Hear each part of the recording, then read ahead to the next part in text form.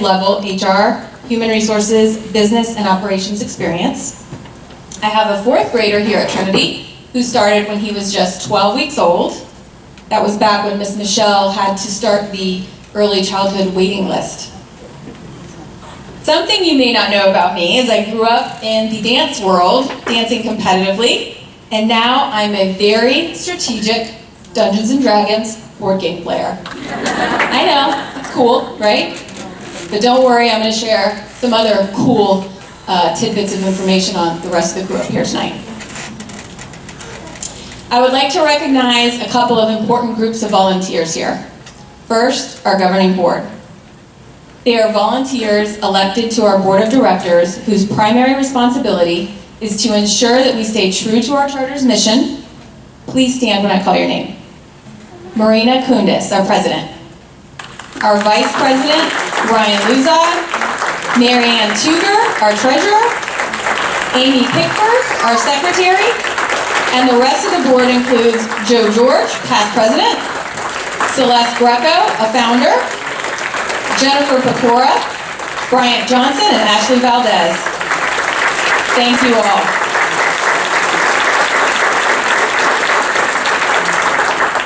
Next, I would like to recognize our PPA.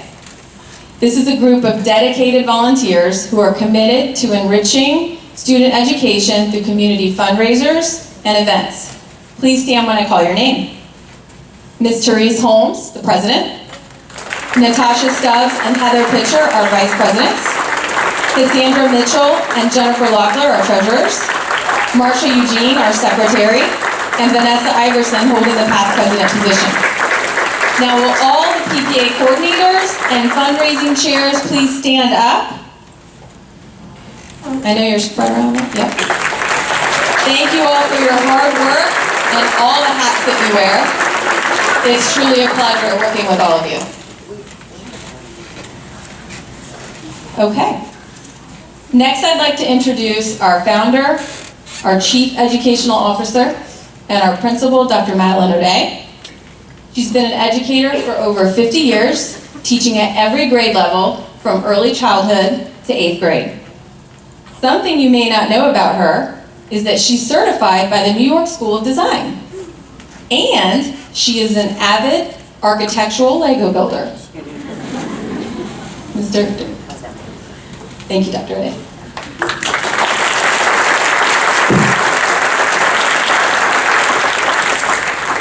I do that in my spare time. I would like to take this opportunity to thank all of you for coming.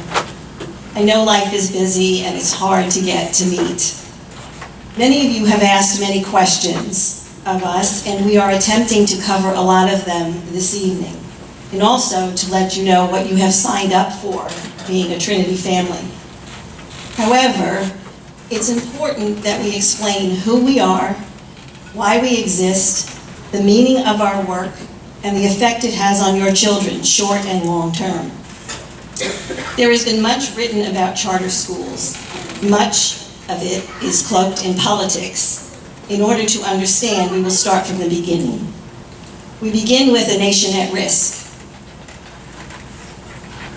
In April 1983, the American people and the educational establishment were put on notice that their public schools were failing its children. President Reagan authorized the National Commission of Excellence to perform and study our public schools. The results were staggering. Our students lagged behind our international counterparts, were presented with diluted curriculum, unclear objectives, and watered-down expectations. This study created a sense of urgency and made American schools a national discussion. One of the government responses was to raise standards through high-stakes testing that is linked to an amount of money to districts receiving good results. I could say some very unkind things now, but I'm not going to. The government was still looking for more answers and options. Here enters the charter movement. Charter schools entered the educational landscape in 1991 as another attempt to help to reform public schools. The first charter was in Minnesota. Charter schools are public schools that come into existence through a contract with the state, overseen by the local school board. They are freed of many restrictions and regulations placed on traditional schools. They reflect the founders' varied philosophies, programs, and organizational structures. Therefore, they are not the same, and it's very unfair to look at charter schools in one bucket. Charter schools were very much supported by both Bush's and Clinton administrations. The state of Florida, under Jeb Bush's administration, brought this movement here in 1997. We opened our school in the third year of the movement as an innovative program based on my educational experience at Bank Street College of Education. We were pioneers in the movement in Florida. We opened in 1999 as a replication of the laboratory school at Bank Street School for Children from birth to 8th grade. It was a very exciting time thinking of creating a school for children where we could actually teach curriculum steeped in developmentally appropriate practice, enveloping the whole child and preparing them for success as a person with high ethical standards. I wrote our charter with the developmental interaction approach in mind.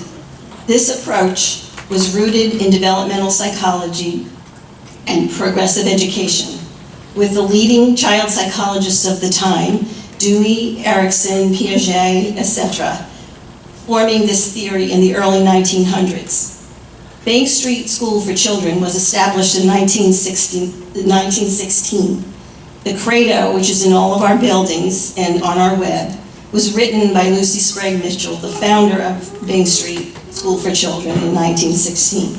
And if you take the time to read it, it is as pertinent today as it was then. These psychologists studied human development at its earliest age, interaction with the world of people and materials, building democratic communities, and humanistic values. This research holds true today, and if you think about it, it's how we all learn today. Nothing has changed.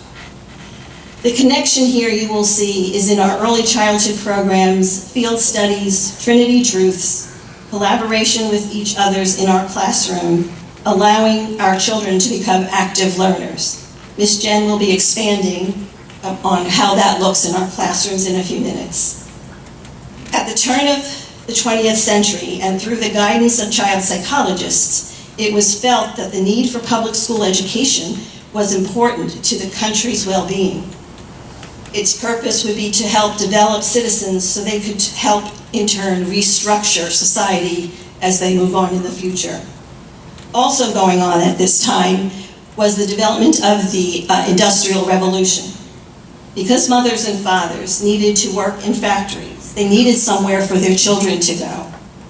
Public schools were born to serve that purpose. Out went the ideas of Dewey, and in came the factory model of education. And that is what you see in your traditional schools, like the ones we all went to today. The structures of charter schools, there's many. Targeted populations would be low socioeconomic,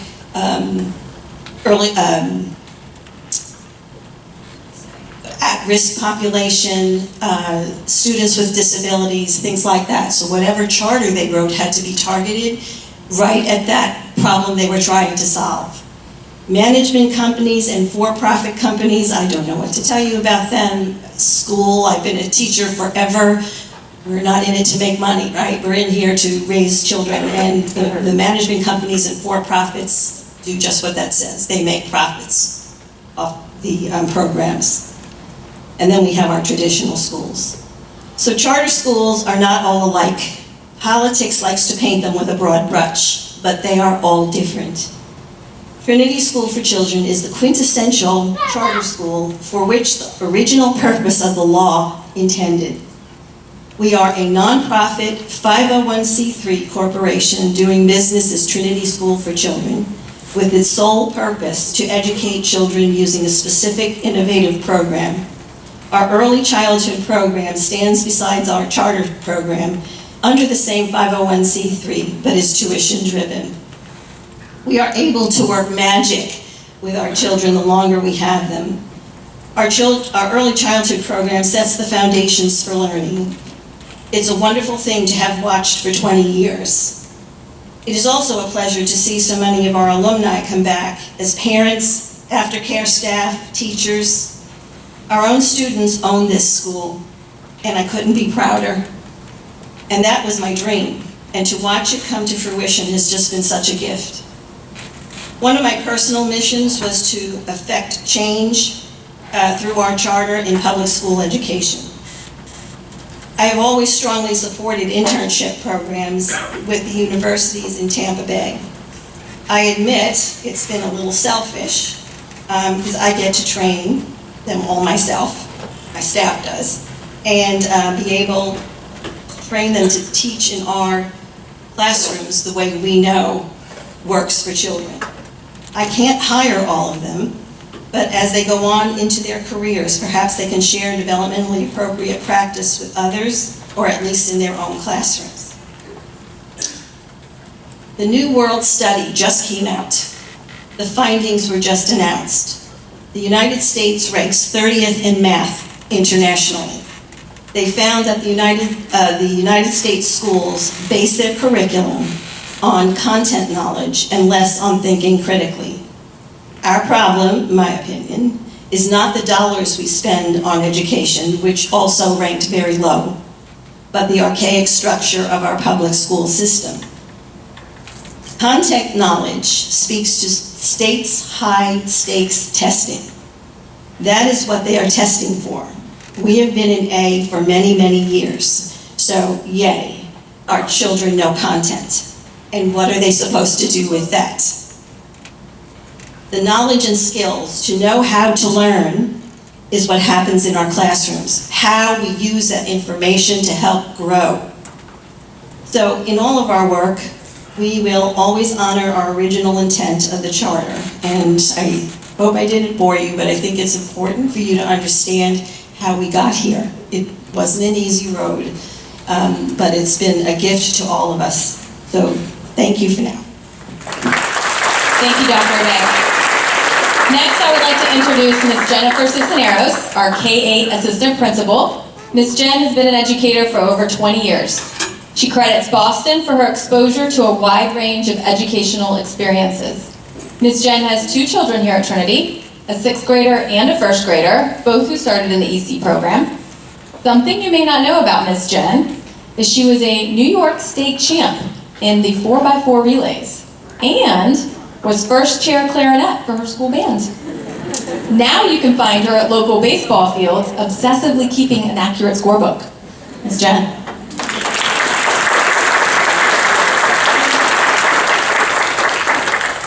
Thank you, Ms. Cole.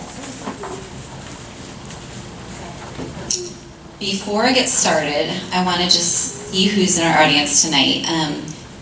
Where are our talented teachers? Would you please stand for me? Let's give them a round of applause. And most of them are here tonight, so thank you. It's been a long day, a long week. Thank you to our faculty and staff. What about our students? How many students do we have? I see a few faces. Yes, in the back. Thank you for coming. And to our parents and families, thank you for your continued support. I think we're off to a great start this school year. Shifting back to our presentation, when it comes to curriculum conversations, I hear the same questions on a weekly basis. What makes us different? Do we match what Hillsborough County does? And what do our state assessment scores mean? Tonight, I have 2 important takeaways. Our academic and social emotional curriculum from early childhood through 8th grade is paving the way for other schools. For 20 years, we have really focused on the whole child, a cliche used everywhere these days. We continue to prove in our daily instruction that it is not only about developing strong students, but it is more about cultivating compassionate citizens. The nation now mandates mental health education in our schools. with the addition of cultural arts instruction, student support staff, and our amazing coaches, Trinity's mission accomplished that a long time ago. With our counselor, Ms. Dawn's support, and the development of the Trinity Truce, we continue to collaborate to meet the social emotional needs of each student. Through our mentoring program, we watch our middle school students learn the skills to work with all ages and stages of life. In our Wednesday community service projects, we are witnessing character development on a weekly basis. Currently, we have a sign language group, a sustainability study, crafting for a cause where students are actually crocheting with Miss Sonia and Miss Sarah and donating products to hospitals. And our student-led fundraising team just announced today that they raised over $1,300 in 1 week that they are donating to the renovation at the Humane Society down the street. Very, very impressive. Even in these fun activities, our students are learning to collaborate. They are developing the interpersonal skills to support their success in life. The second takeaway is about maintaining our high-performing charter status. For those of you who do not know, we must earn a certain percentage of points to be scored as a high-performing charter school. We have consistently increased our score over the 15 years of this process. I could spend hours sharing data summaries and graphs, but the most important part of the data is proving progress from each individual student. We measure our school success by small and large gains. We see academic growth by not just memorizing content, but by teaching critical thinking skills. Math, language arts, field studies. Our teachers don't just follow a script from a textbook, they respond with a question and follow the lead of our students. From EC to 8th grade, you can measure